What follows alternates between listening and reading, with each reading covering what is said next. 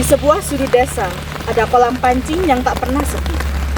Bukan hanya ikan yang berkumpul di sana, tetapi juga cerita, harapan, dan masalah manusia. Pemilik kolam mengira ia hanya menjaga kolam dan ikan, padahal tanpa sadar, ia juga menampung emosi, konflik, dan ego orang-orang yang datang silih berganti. Di tempat sederhana inilah, kisah tentang kesabaran, keserakahan, dan kejujuran akan dimulai.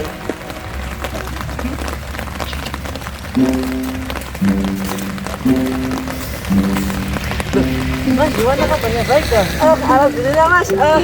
Tapi ya gitu mas, akhir-akhir ini tuh hawanya itu aduh ya ampun, cuma lihat sendiri dah. Dinginnya itu loh kayak apa? Nah ya itu mas, akhir-akhir ini hawanya masker gitu. Iya, bener-bener. Oh iya, sama mas kerja di Bandung dah. Bahanum packing-packingan sayur itu dah. Ya. Kerja sih mas, tapi karena aduh hawanya loh mas, dingin. Jadi aku kayak males gitu. Kayaknya aku mau resign sih mas habis ini. Loh, kenapa kamu kok resign itu loh? Aduh kan udah tak bilangin toh, kalau hawanya itu dingin. Kalau hawanya dingin itu sayurnya Mbak Hanum itu kan kayak timun, tomat gitu kan. Jadi kan butuh hawa yang lebih hangat gitu lah. Nah kalau misalnya hawanya dingin kayak gini, ya nggak mau tumbuh mereka mas. Ya kalau mereka nggak mau tumbuh, saya nggak mau kerja mas. Nah ya itu dah. Kira-kira kamu mau kerja di mana? Kalau kerja sih kayaknya maunya di nggak tahu ya mas ya kalau kerja. Mungkin kalau ada info dari Mas Rizky, kamu bilangin aja mas ke aku. Ya, ini mas, saya rencana sih mau bikin usaha kecil-kecilan. Usaha mas? Usaha kecil-kecilan ya? Usaha apa mas? Ya semacam kayak kolam pancing lah mas. Kolam pancing? Kolam pancing itu enak mas. Kamu tinggal bikin kolam, terus nunggu orang-orangnya aja. Itu duit gampang itu mas. Ya kan itu mas, ya banyak yang harus dihitungin, mulai ikannya, peralatannya, belum nanti bayarin karyawan. Ya banyak lah kalau dihitungin buat usaha ini. Iya sih ya, ya benar juga sih kalau katanya Mas Rizky ya. Ya udahlah, intinya kalau Mas Rizky beneran kuat itu langsung WA saja ya, 088297321514 langsung. Kita kabarin ya. Itu ya, ya. Terima kasih ya, ya. Ayo, mari.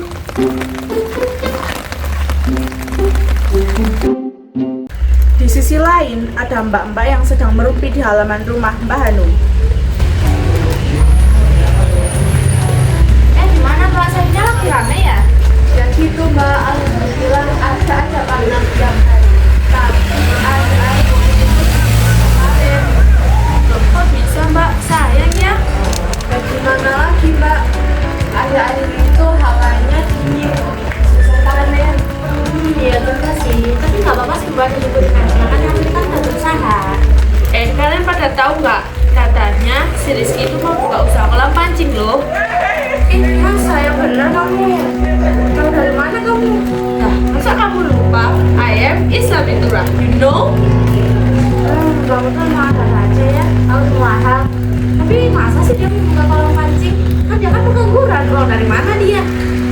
Iya ya. Terus gak boleh gitu kalian, meskipun dia kelihatan pengangguran, siapa tahu dia lagi nabung jodohnya sendiri. Ya sekalipun aku dia dapat uang dari mana? Kan dia kan nggak pernah kerja. Ya juga, nono ya, kalian tuh gak boleh asal ucap. Ih, kamu mah belain dia terus. Sebel dedek. Udah lah, saya mau lanjut bisa sayur duluan ya. Iya mbak, semangat ya. Di rumah, Rizky, dia sedang merancang dalam kolam ikan yang akan dia buat bersama adiknya. Dari depan akan tampak sederhana, kebunnya luas, tanamannya Enaknya hadap sana apa hadap sini ya? Apa Mas Ki? Ya ini loh, bagusnya hadap sana apa hadap sini? Kalau menurut aku sih lebih bagus hadap sini gak sih? Kayak estetika aja gitu. Berarti hadap sini ya? Terus ya wis hadap sini aja wis. Emangnya kamu jadi bikin usaha kolam pancing itu? Ya kepinginnya sih jadi, tapi ya nyobain terus lah biar tambah lancar. Nah, terus nanti uang buat ganti ini, kamu itu gimana? Kalau masalah itu sih gampang sih, yang penting ya doanya terus. Kalau masalah uang mau pinjam kenalan itu sih Pastilah kalau itu. Kalau buat nyicil bahan-bahannya, kalau nyicil bahan-bahannya mungkin besok lah. Kalau cuacanya nggak hujan langsung tak kecil sedikit beli peralatannya. oke deh. Kalau butuh bantuan, bilang Febri ya. Oke. 2 minggu kemudian, kolam pancing yang letaknya tepat di sebelah rumah Rizky sudah sesuai dengan apa yang diinginkannya. Oleh karena itu, acaranya dimulai dengan pemotongan pita. Baik, para hadirin semua, saya akan meresmikan kolam pancing saya dengan bacaan Bismillahirrahmanirrahim. Kita potong bersama-sama. Bismillahirrahmanirrahim.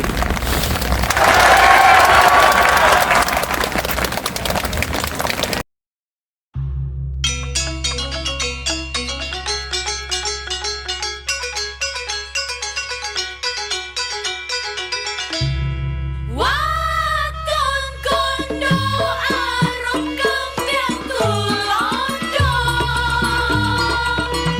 cincingan kiawan ono pendopo keliaran rasa sepodo-podo pangilira kukuwe bangsa Foto tangiyo antena no lintang kemukus anggowo cahyo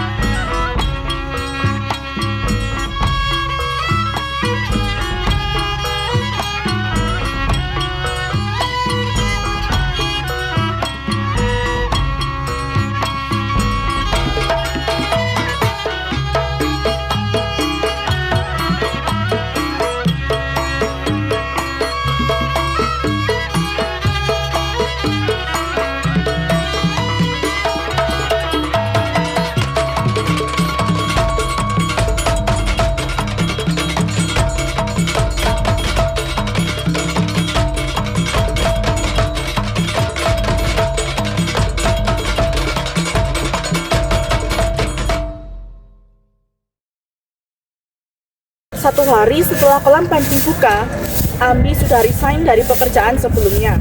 Karena gaji yang tidak tetap dan panen yang gagal terus, membuat para pekerja jadi tidak ada pekerjaan. Karena hal itulah, ia teringat bahwa Rizky telah memiliki kolam pancing. Jadi ia coba buat bekerja di tempat Rizky. Pergilah dia ke tempat pemancingan itu untuk menemui Rizky. Ini sih. Ya, Mas. Mas, kamu yang tadi enggak? Oh iya Mas, saya ke sini. Kalau gitu, Rizky-nya ada? Ada Mas, saya panggilin dulu ya. Oke. Oke.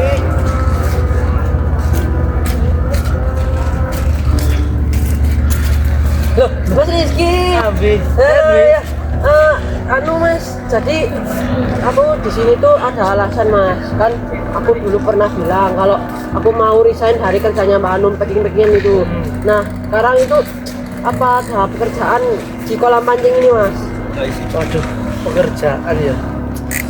Gak ada sih ini. Loh, masa gak ada Mas? Pekerjaan apa aja wis? Aku mau.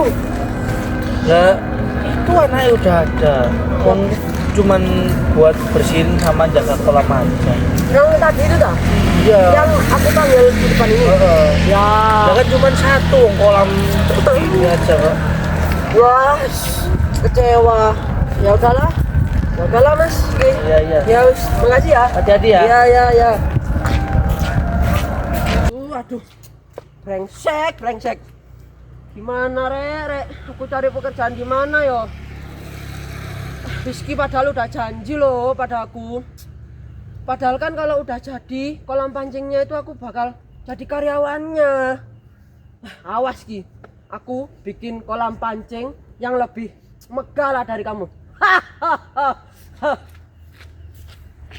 Setelah hari sial itu, Ami mulai merancang tentang kolam pancing yang akan ia buat untuk menyanyi Rizky. Dia mulai menyiapkan skalanya. Seminggu berlalu, kolam Rizky terlihat semakin berkurang pengunjungnya. Setelah Rizky amati, ternyata pelanggan-pelanggan itu pada berpindah ke kolam pancing milik Ambi. Disitulah Rizky mulai menaruh rasa tidak suka terhadap Ambi, karena ia anggap Ambi itu tidak mau kalah saing dan orang yang munafik. Dan di hari yang sama, ada debt collector yang menagih hutang Rizky, karena waktu pelunasan hutang sudah melebihi yang seharusnya.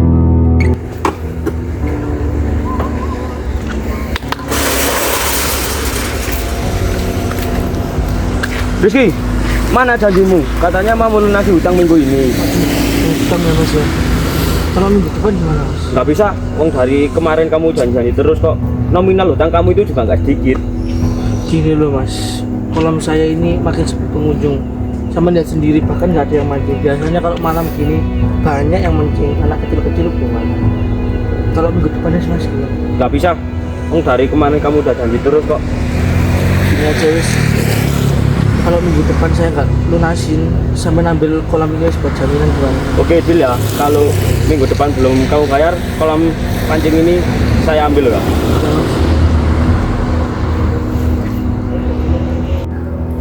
Di rumah, Rizky mengajak adiknya berunding cara untuk melunasi hutang tadi. Dan Rizky juga menceritakan pada adiknya tentang pelanggan yang sudah berpindah ke kolam pancing Ambi. Waduh, gimana ini? Kolam kita makin sepi. Gara-gara si Ambi itu ikut-ikut lihat kolam. Terus gimana ini, Beb?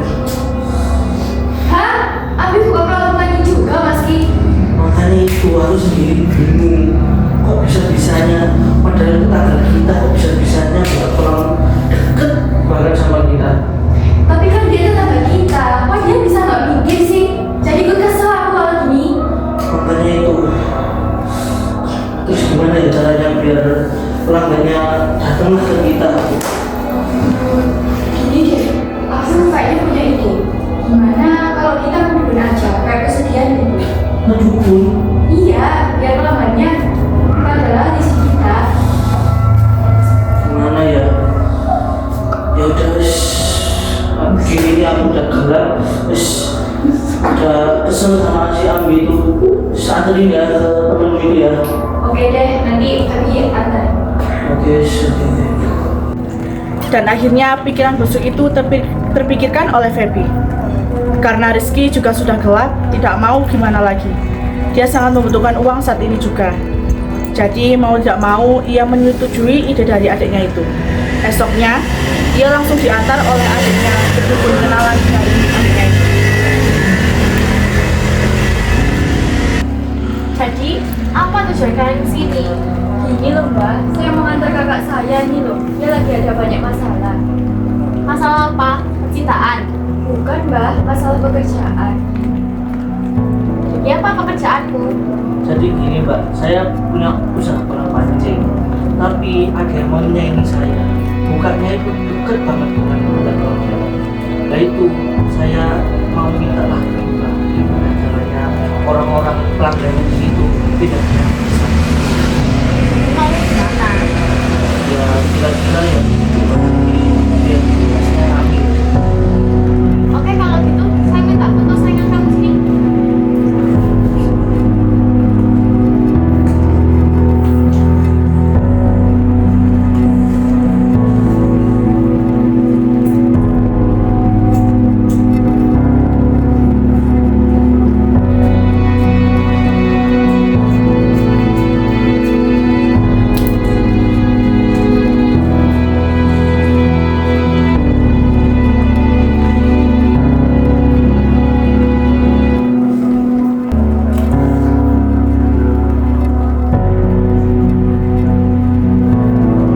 Nih, kamu baca teks di kertas ini dan taburkan di lahanmu yang itu. Baik mbak, terima kasih ya. Esoknya, setelah Rizky melakukan apa yang disuruh Mbak Dukun itu, ia tunggu kolam itu. Ternyata dukun itu manjur.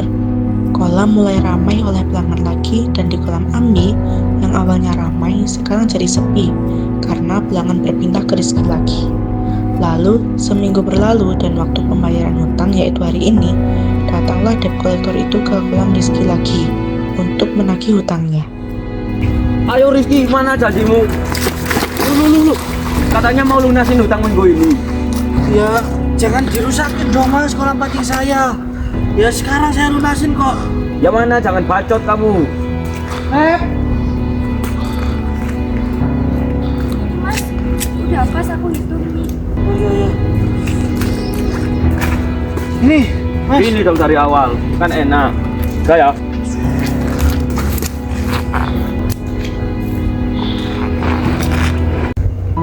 Setelah semua permintaan Rizky terkabul, 1 bulan setelah hari itu tiba-tiba ikan-ikan Rizky pada mati dan banyak yang penyakitan.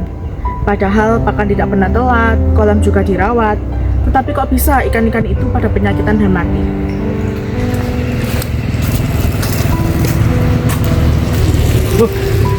Kenapa ikan-ikanku pada mati? Masa gara-gara dukun itu?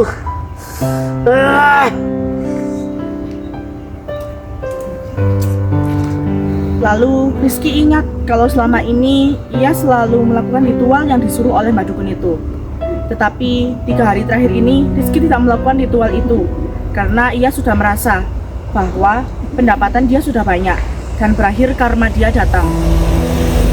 Dari situlah dia sadar bahwa dukun bukanlah akhir dari ide sebuah kesuksesan.